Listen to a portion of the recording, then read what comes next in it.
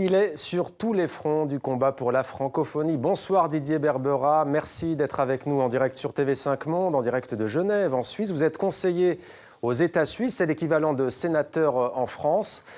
Vous présidez la commission de l'éducation, de la culture et également des affaires culturelles au sein de l'Assemblée des parlementaires francophones. Vous étiez il y a quelques jours à Madagascar, notamment pour préparer le 16e sommet de la francophonie qui se tiendra à Antananarive. Ce sera les 19 et 20 novembre prochains. Comment se présente l'événement ? Bonsoir. Écoutez, l'événement se présente relativement bien. C'est vrai qu'on pouvait avoir quelques craintes en ce qui concerne l'organisation du sommet et de la séance plénière de l'APF, l'Assemblée parlementaire de la francophonie, mais en tout cas, au niveau logistique, les choses se passent relativement bien, ce qui veut dire que je pense que le sommet sera, en tout cas du point de vue logistique, un succès, ce qui est très bien pour la francophonie, ce qui est très bien pour Madagascar d'ailleurs. Et sur le fond, qu'est-ce que vous avez ressenti à l'approche de l'événement ? Écoutez, alors je crois qu'il y a une grande attente de la part des autorités malgaches parce que pour eux, c'est un défi qu'ils doivent relever. C'est un défi important parce qu'au niveau logistique, c'est accueillir à peu près 3000 délégués, 50 à 60 chefs d'État de gouvernement. Donc ça signifie au niveau sécuritaire, au niveau du transport, à tous les niveaux, pas mal de défis. Et je pense qu'au niveau malgache, les choses sont bien enclenchées. Et bon, il y a une attente aussi parce que c'est clair que cette île a été longtemps un peu éloignée de la francophonie. On sait qu'il y a eu des soubresauts, des turbulences politiques dans ce pays, sur la grande île. Et simplement, c'est le retour un petit peu de Madagascar sur le devant de la scène francophone. Alors, au cours de cette 42e session des parlementaires francophones, vous avez insisté à titre personnel sur l'importance de la liberté de la presse dans les pays francophones. Est-ce à dire que vous avez des inquiétudes en la matière ? Écoutez, je crois qu'en général, bon, comme vous l'avez dit, la commission que je préside s'occupe aussi de communication. On a d'ailleurs invité M. Crétenant de TV5 Monde pour parler notamment de la liberté de la presse. Et on a parlé de la liberté de la presse en général. Vous le savez, malheureusement, dans beaucoup de pays, la liberté de la presse n'est pas totale et c'est extrêmement dommage parce que les journalistes doivent pouvoir faire leur travail, bien entendu en toute liberté, en toute transparence. Et puis simplement, les journalistes doivent le faire avec éthique et responsabilité. Si par hasard, les faits qu'ils allèguent étaient faux, il est clair qu'ils peuvent se faire poursuivre. Mais je crois que ce qui est important, c'est que les journalistes aient accès à toutes les sources possibles et puissent retranscrire et retransmettre vraiment d'une façon correcte ce qui se passe dans les pays. Et malheureusement, on le constate dans la francophonie et hors de la francophonie, que souvent, malheureusement, cette liberté est bridée de la part des gouvernements et c'est très dommageable. Didier Berbera, quel est selon vous l'enjeu, quels sont selon vous les enjeux de ce sommet de la francophonie qui se tiendra à Madagascar ? Écoutez, je crois qu'on va parler aussi beaucoup d'économie et de développement parce que vous le savez, on ne peut pas avoir de progrès sans développement économique. Et il est important que la francophonie, qui jusqu'à présent, jusqu'à ce que Mme Jean arrive à la tête de l'OIF, c'était pas un sujet majeur ou un sujet prioritaire. Et Mme Jean en a fait un sujet prioritaire. Et je crois que c'est important de pouvoir faire en sorte de développer économiquement les pays de la francophonie. Vous le savez, c'est à peu près 80 États et gouvernements dans le monde. Donc ça veut dire c'est à peu près un peu plus d'un tiers des États membres de l'ONU. Et il est très important qu'on développe l'économie parce que simplement ça donne du travail aux jeunes et c'est aussi une source de richesse bien entendu, mais ça permet aussi à toute la population de mieux vivre et ça permet aussi d'éviter certaines tendances, certaines dérives qu'on voit malheureusement dans certains pays au niveau du terrorisme. Quel bilan tirez-vous de l'action francophone au cours de ces 2 dernières années ? Écoutez, c'est vrai que, comme toute organisation, l'OIF est perfectible, mais je crois que sous l'impulsion de Mme Jean, il y a vraiment un effort particulier qui a été fait vis-à-vis des femmes, vis-à-vis des jeunes.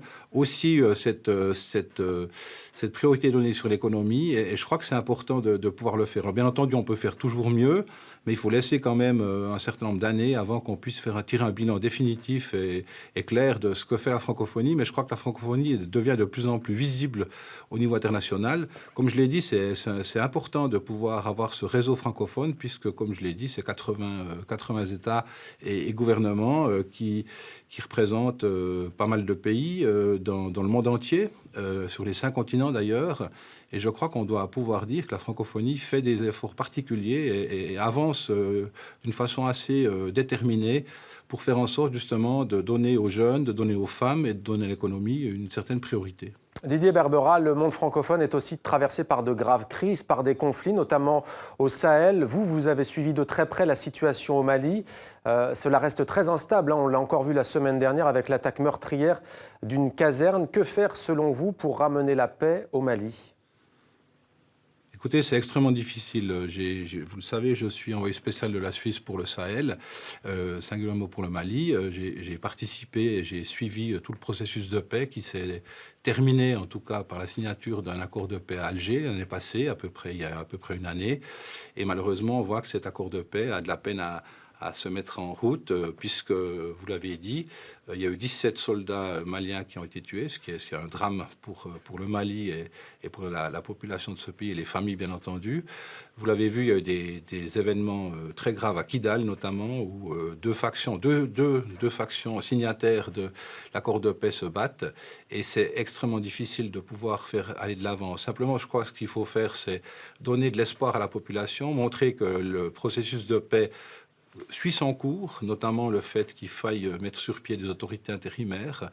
Et je crois qu'il est extrêmement important qu'on puisse aller de l'avant pour montrer aux populations que la paix vaut mieux que la guerre. Simplement, il y a dans ce pays, comme dans d'autres, des éléments qui n'ont pas forcément envie de faire la paix, parce que les troubles actuels, le chaos qui existe au nord du pays favorise un certain nombre de trafics, et c'est extrêmement dommageable pour le pays dans son ensemble, parce que c'est un très beau pays, c'est un pays qui mériterait d'avoir la paix, et c'est un pays qui pourrait se développer d'une façon importante du point de vue économique et touristique. Malheureusement, à l'heure actuelle, les raisons sécuritaires font qu'il n'est pas possible du tout de pouvoir développer le pays.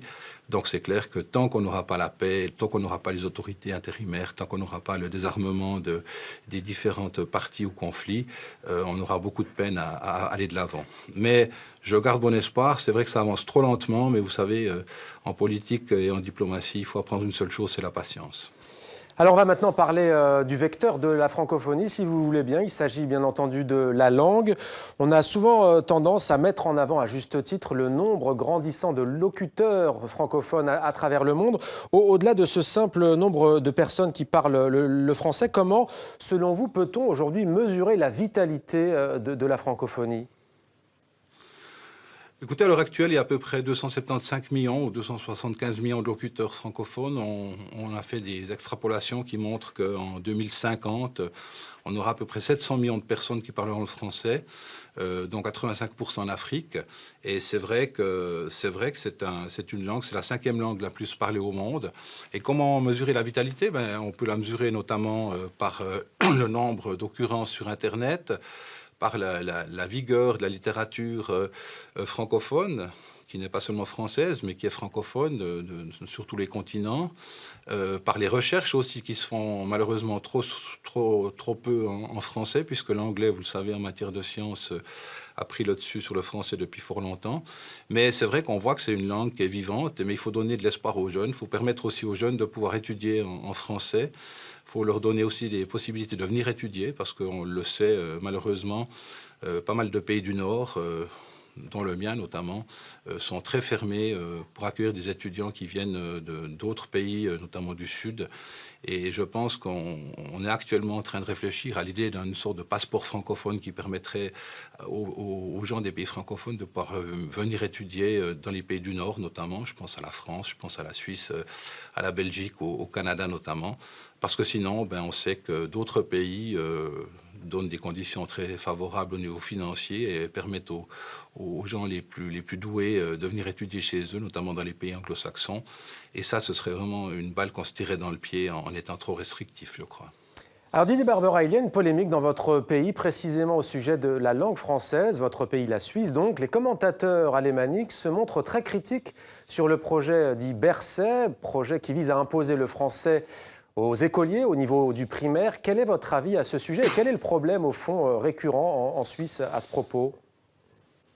Bon, vous savez, la Suisse, jusqu'à présent, a été un pays où la paix des langues était assez sauvegardée, contrairement à d'autres pays, malheureusement, où on a vu qu'il y a des problèmes de langue qui se passent, notamment en Belgique. Je connais bien les parlementaires de la communauté française. Et c'est vrai qu'en Suisse, jusqu'à présent, la paix des langues existe. Et bon, il Il y a un adage qui dit que les Suisses s'entendent bien parce qu'ils ne se comprennent pas. Je ne suis pas sûr que ce soit vraiment exact, mais c'est vrai que jusqu'à présent, on avait trouvé une sorte de consensus qui faisait que, en principe, on apprenait bien entendu la langue maternelle en premier, mais on apprenait comme deuxième langue une langue nationale. Et on voit que dans certains cantons alémaniques, donc la partie de la Suisse majoritaire qui parle l'allemand, on a une tendance à reléguer le français en troisième position au profit de l'anglais. Et c'est extrêmement inquiétant pour la cohésion nationale de ce pays. Parce que ce pays, vous le savez, c'est 4 langues, c'est 2 religions, c'est pas un État-nation, j'entends. Donc c'est un pays qui est né de la volonté de la population de vivre ensemble. Et le vivre ensemble, c'est notamment pouvoir comprendre la langue de l'autre.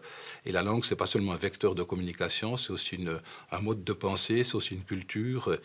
Et c'est important de s'enrichir avec les langues des autres. Et c'est très dommageable de voir que dans certains cantons, les gens qui se disent d'ailleurs patriotes, les partis politiques qui sont les plus patriotes, enfin qui se disent les plus patriotes, sont ceux qui malheureusement voudraient mettre à la trappe le français comme deuxième langue d'enseignement.